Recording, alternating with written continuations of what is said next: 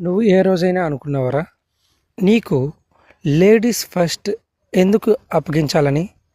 ఖచ్చితంగా ladies first అనే ఈ మూవీ చూసావంటే నీకు అర్థమైపోద్ది.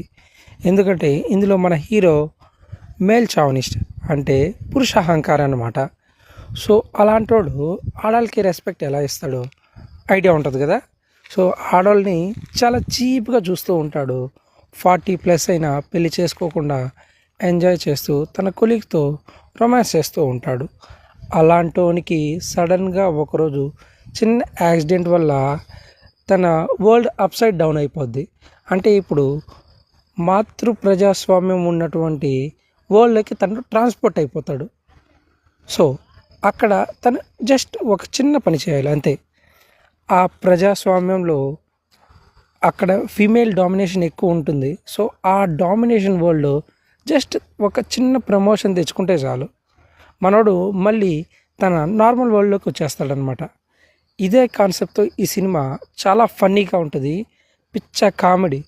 మనోడి ఎక్స్ప్రెషన్స్, కేక. ఎవరైతే డిక్టేటర్ మూవీ చూసారో సేమ్ క్యాస్టే